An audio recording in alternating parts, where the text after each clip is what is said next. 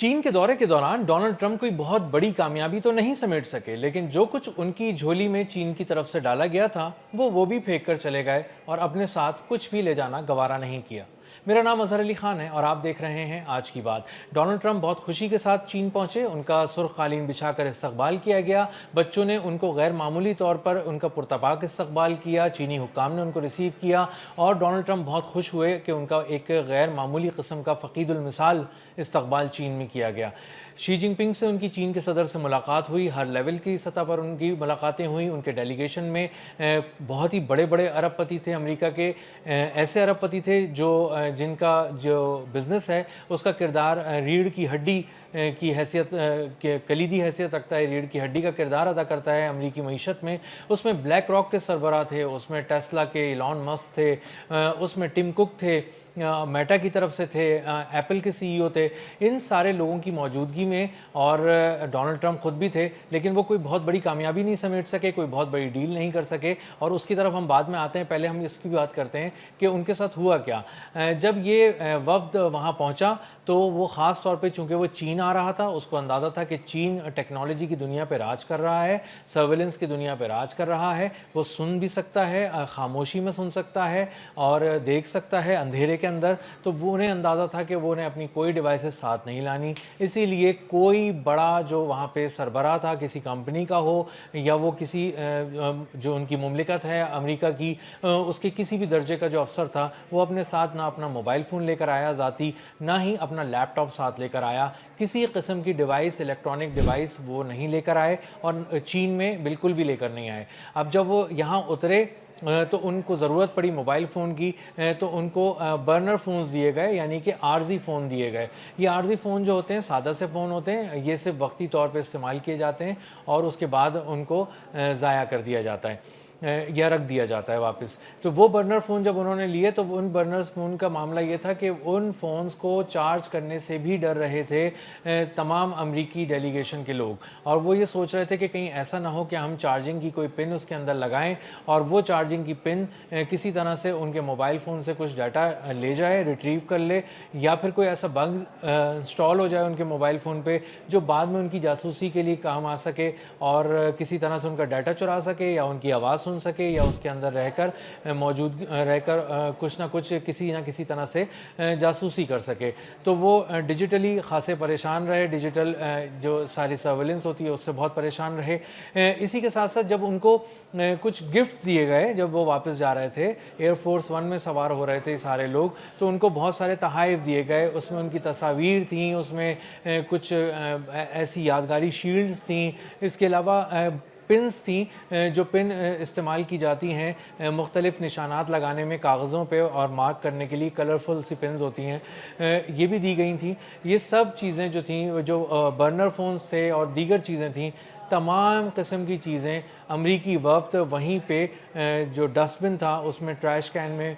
پھینک کر چلے گئے۔ ایک بھی ڈیوائس، ایک بھی چیز کسی طرح کی بھی جو چین نے گفٹ میں دی تھی، وہ گفٹ اور تحائف اور دیگر چیزیں وہ ایئر فورس ون، یعنی جو ڈونلڈ ٹرمپ کا خصوصی طیارہ ہوتا ہے، امریکی صدر کا جو خصوصی طیارہ ہوتا ہے، اس پہ لے کر چڑھنے کی اجازت ان کو نہیں تھی اور کسی قسم کا بھی گفٹ اس ایئر فورس ون پہ نہیں لے جایا گیا، یعنی چین سے ملنے والے تحائف چین میں ہی پھینک کر امریکی وفد چلا گیا اور اپنے طیارے تک اس کو لے جانے کا بھی انہوں نے گوارا نہیں کیا۔ اس حد تک وہ خوف کھا رہے تھے چین کی ٹیکنالوجی سے، چین کی سرویلنس سے، چین کے دیکھنے کی صلاحیت سے، سننے کی صلاحیت سے اور ان کی ٹیکنالوجی کے معاملات سے۔ اب جب وہ اپنے ساتھ ڈیوائسز بھی لے کر نہیں آئے، اپنے ساتھ کسی طرح کے فونز بھی لے کر نہیں آئے، تو یہ اس بات کی ایک طرح سے کھلا اظہار تھا کہ انہیں ڈر لگ رہا تھا، وہ ذہنی طور پر خوف کا شکار تھے کہ اگر وہ یہاں پر لے آئے تو کسی طرح کا کوئی ورچوئل نیٹ ورک ان کو کہیں سے آ نہ جائے، کنیکٹ نہ ہو جائے، ان کے فون سے کچھ چیزیں نہ چرا لے، یا پھر وہ کہیں چارج کرنے کے لیے اپنے فون کو لگائیں گے تو کہیں ایسا نہ ہو کہ ان کے موبائل فون سے ساری جو ڈیٹا ہے، کسی طرح کی تصویریں ہیں، ڈاکیومنٹس ہیں، دیگر چیزیں ہیں، وہ ریٹریو کر لی جائیں، حاصل کر لی جائیں، یا پھر ان کے موبائل فون پہ یا ان کی کسی طرح کی لیپ ٹاپ یا دیگر ڈیوائسز پہ جو گیجٹس وغیرہ وہ لے کر آئیں، کوئی اس طرح کی چیز انسٹال کر دی جائے جو بعد میں جاسوس جاسوسی کے کام آ سکے۔ تو اس طرح کے خوف کے شکار ہو کر یہ ڈیلیگیشن واپس گیا۔ اب اس ڈیلیگیشن نے حاصل کیا کیا اس پر بھی بات کر لیتے ہیں۔ جو ڈونلڈ ٹرمپ آئے تھے وہ یہ سوچ کر آئے تھے کہ وہ کوئی ایسی بات کریں گے جس سے پتہ چلے گا کہ ایران کا قد چھوٹا ہو گیا ہے، امریکہ کا قد بہت بڑا ہے، امریکہ ایک سپر پاور ہے اور وہ ایک دوسری سپر پاور سے ملنے آیا ہے، تو ٹریڈ کی کوئی غیر معمولی بات ہوگی، جنگ روکنے کی بات ہوگی، اسٹریٹ آف ہارموز کے کھلنے کی بات ہوگی، کسی طرح کا کوئی ایسا لیوریج ان کو مل جائے گا، کوئی ایسا سرا ان کو مل جائے گا جس کی بنیاد پہ جا کے کل کو وہ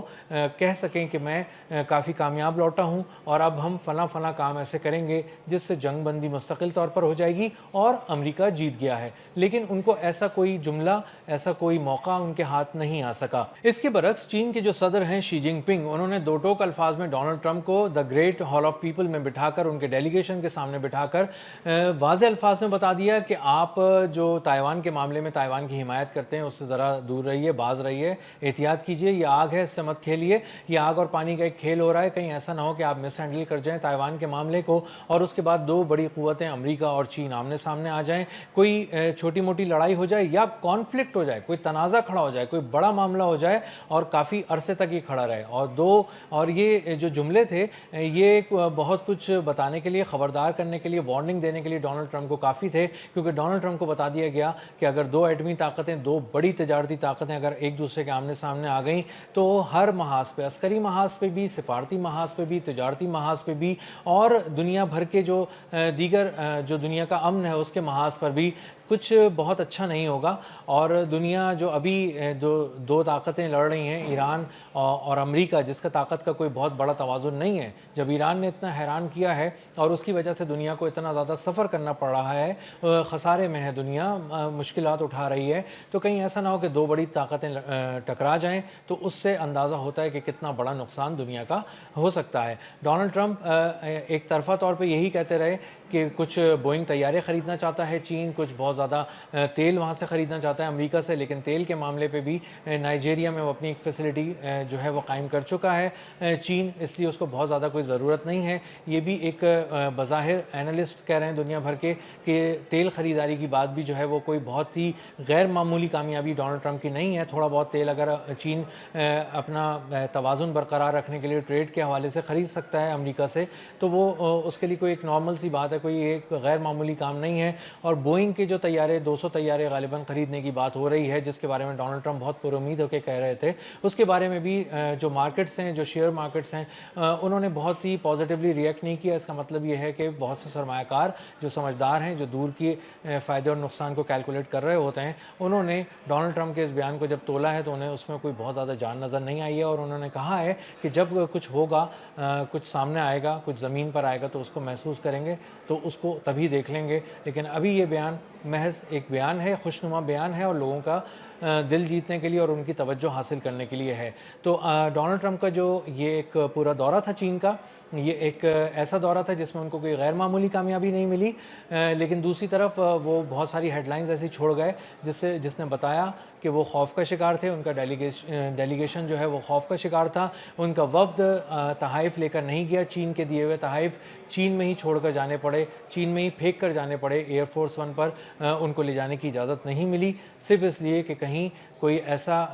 تحفہ وہاں نہ چلا جائے جس کی آڑ میں کوئی ٹیکنالوجی سے جڑی کوئی چیز ان تک پہنچ جائے اور وہ آئندہ ان کی جاسوسی کرے۔ اور اس جو خوف میں تھی دنیا کی سپر پاور امریکہ،